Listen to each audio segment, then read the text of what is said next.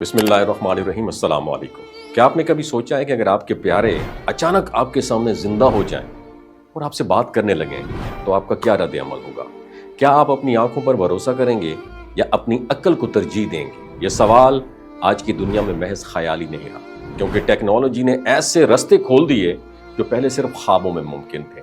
अब ऐसा मुमकिन है कि मरे हुए प्यारों की तस्वीर, आवाज और हत्ता कि उनके जज्बात भी कंप्यूटर और आर्टिफिशियल इंटेलिजेंस की मदद से दोबारा जिंदा किए जाए। इस्लामी रिवायात में हमें दज्जाल के फितने की वार्निंग मिलती है।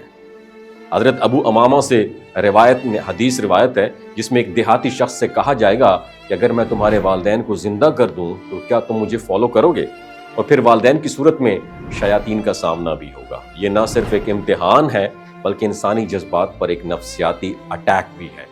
आज की जदीद टेक्नोलॉजी बिल्कुल इसी धोखे की एक झलक दिखा रही है। डीप फेक, एआई क्लोनिंग और दीगर डिजिटल टूल्स ऐसी अपॉर्चुनिटी फराहम कर रहे हैं जहां आंखें देखकर भी हकीकत का फैसला नहीं कर सकती। दज्जाल का असल फितना सिर्फ ताकत या तलवार का नहीं होगा, बल्कि वो नफ्सियाती धोखा और नजरबंदी का माहिर भी होगा। वो ऐसा दिखाएगा जो हकीकत के बिल्कुल बरअक्स होगा, और जब लोग उसके धोखे के आदी हो जाएंगे तो उस पर यकीन करना भी आसान होगा। आज जो टेक्नोलॉजी हमें दिखाती है कि मुर्दा लोग जिंदा नजर आ सकते हैं, वो मुस्तकबिल में दज्जाल के फितने की तरबियत की मश्क जो है उसके मुतरादिफ है। याद रखिए, हमें समझना होगा कि दज्जाल सिर्फ एक शख्स नहीं है बल्कि एक अजीम आजमाइश है। वो ऐसे मनाजिर पैदा करेगा कि आंखें धोखा खाएं, कान झूठ सुने और दिल हकीकत को नजरअंदाज करे। और यही वो धोखा है जिससे निजात के लिए कुरान और हदीस में अंधेरों से पनाह मांगने की दुआ सिखाई गई है। अब सवाल ये पैदा होता है कि क्या हम तैयार हैं? क्या हम अपने अक्ल और ईमान को इस धोखे के सामने मजबूत रख सकते हैं? क्योंकि जैसे ही टेक्नोलॉजी की हदें बढ़ेंगी, इंसान की बसीरत और फैसला करने की सलाहियत पर भी शदीद दबाव आएगा। हकीकत और फरेब के दरमियान फर्क करना हरगिज आसान नहीं होगा। आज जो हम डीप फेक या एआई क्लोनिंग के जरिए देखते हैं, वो कल हकीकी दज्जाली धोखा की तैयारी का हिस्सा हो सकता है। इस्लाम हमें बताता है कि मौत एक अटल हकीकत है और मरने वालों से ताल्लुक दुनियावी तौर पर खत्म हो जाता है।